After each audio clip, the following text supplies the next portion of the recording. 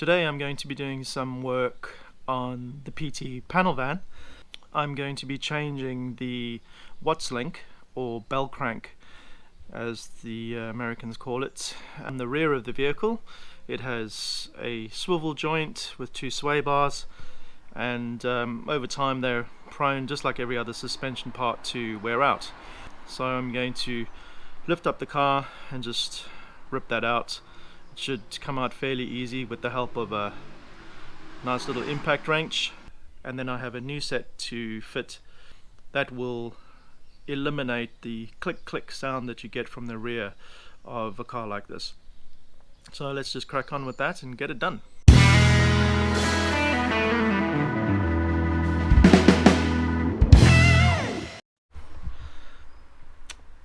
And these are the three components that I'm going to change. There's a short sway bar and a long sway bar, and then the part that tends to wear out the most, which is the Watts link, or bell crank.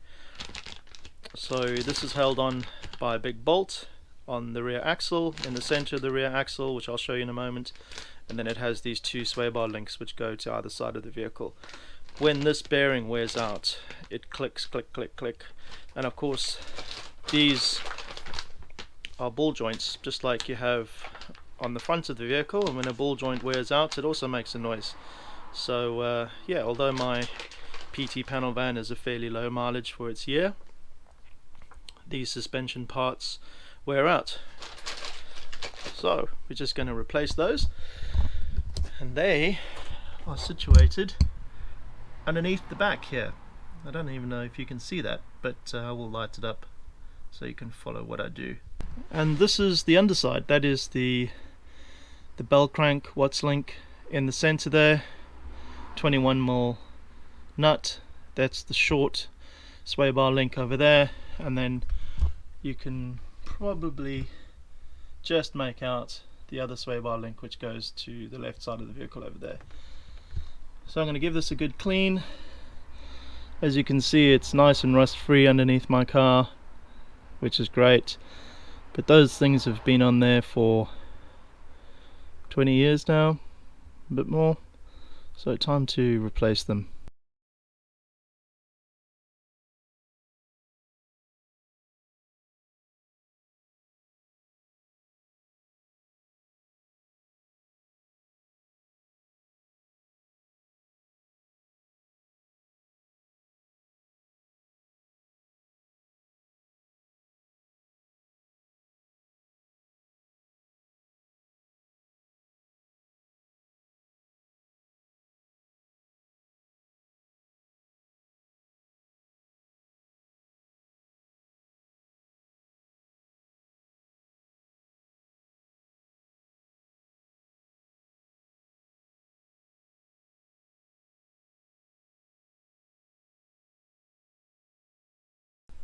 Well, as it turns out, typically of what is supposed to be a 5-minute job with 3 bolts to undo, this one on the left hand side of the suspension decided that it would cause me an absolute nightmare. It would not budge. So I soaked it in penetrating fluid a number of times. Over the last couple of hours I've been using the impact wrench to massage it out. For some reason this bolt just would not budge. So it meant removing the rear wheel, removing the brake caliper, to get enough space to get the impact wrench into that space and start undoing the bolt. Now, at least,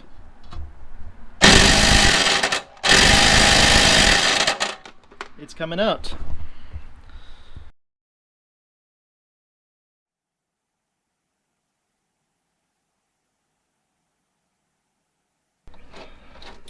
So after cranking it some more with the extension, it is finally out. What a troublesome bolt. Honestly, this 18mm bolt, which obviously hasn't been removed since the car was manufactured in 2002, has been the most stubborn bolt I have ever had on this car. In fact, I don't recall a stubborn bolt like this that either hasn't sheared or stripped.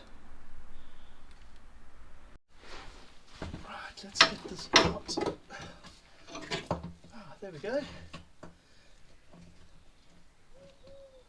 Wow. Okay, so that's just been removed all in one piece. Wattslink is definitely, the bush is definitely worn. I can feel the play in it and the ball joints.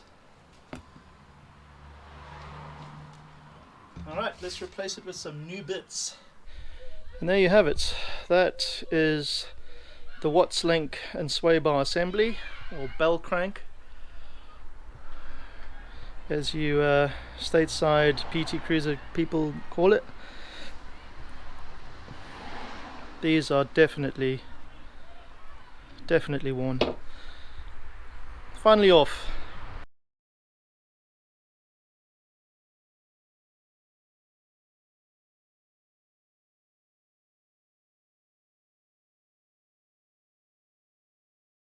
The old assembly and the new one.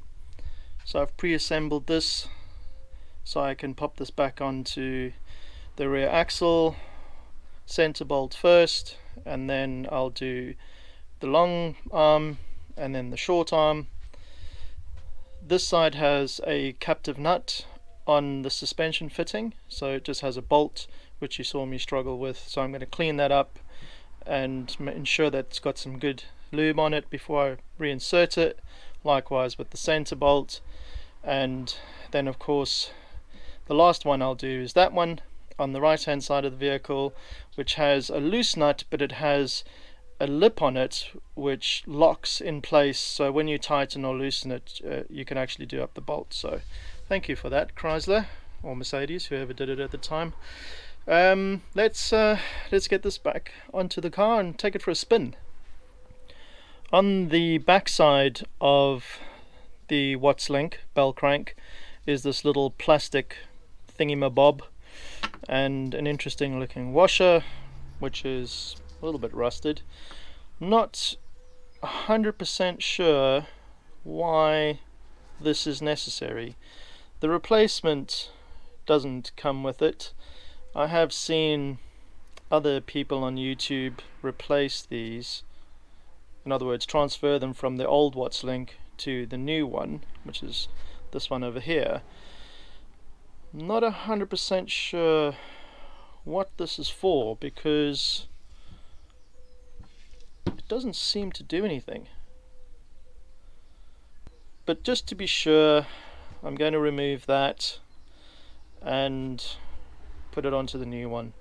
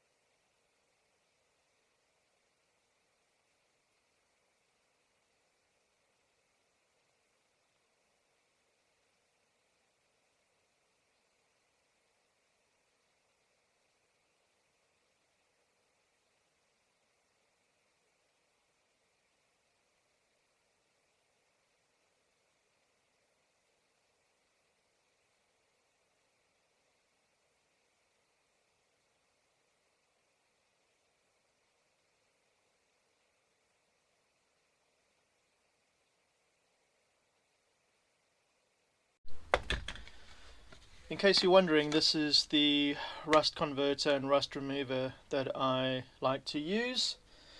Genelite make a range of really good products that I've used quite extensively on my different project cars. So moving on back to these bolts, I just applied some rust remover onto this little washer. This is the little plastic doofus that fits back over here. I have my doubts that this is going to fit correctly over this castle nut, because this was for an 18mm nut, and the Newcastle nuts are 19. I'm not 100% sure what this thing is for. Anyway,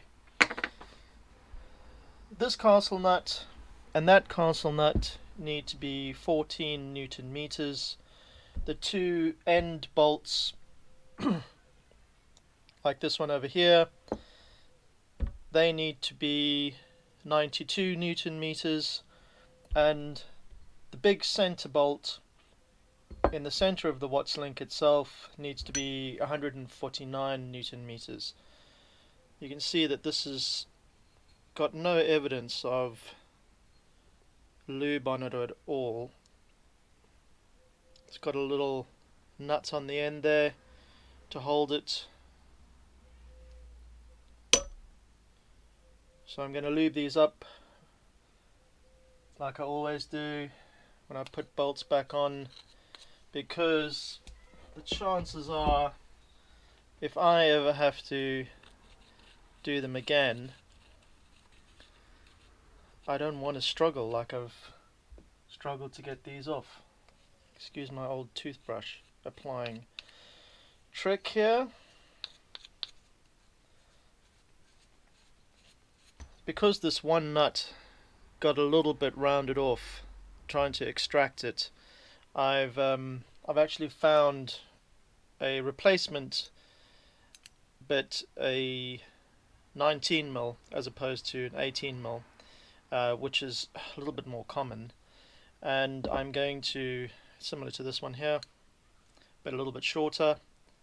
I've tested it in the car already just to make sure that the threads fit. I've used the old bolt to clean the threads out with some cutting paste on there so that they're nice and clean when it goes back on. So next time I remove this assembly or whatever to restore it in future, I'm not going to struggle to get this bolt off. Not going to reuse this one because you can see it's a little bit rounded off, and that is not something I want to struggle with in future, so that can basically go in the bin. This is the washer with the little lip that fits on the back of that.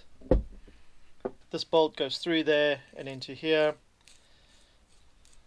and then that little lip hooks up and doesn't allow it to rotate, so you can get it on and off.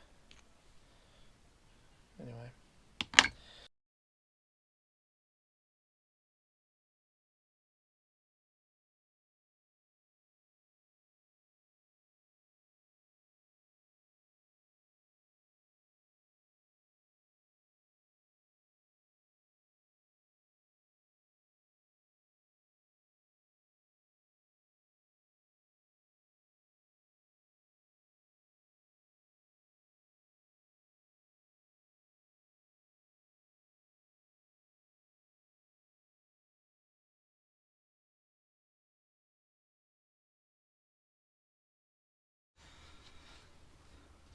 Well, that's the new Watts link and sway bars or links fitted.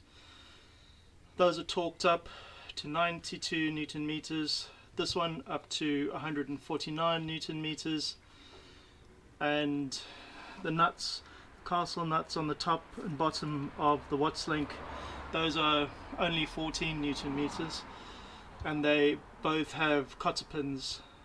Like other people who've done this, I haven't replaced the little plastic cap because, as I suspected, it doesn't fit over the Newcastle nut. Whatever it was there for, I'm not particularly sure. If anything needed to be protected from dirt, it would be the lower one, which is surprising why the plastic cap is at the top. Nevertheless, there's a cotter pin on both of those castle nuts there to keep those in place. Obviously you don't want to have those over tightened too much because that swivels. This should remove the clunk clunk that I feel and just make the car feel new again. Right, let's find something else to do. I hope you enjoyed this video. Don't forget, give it a thumbs up, subscribe to the channel, and I'll catch you on the next one.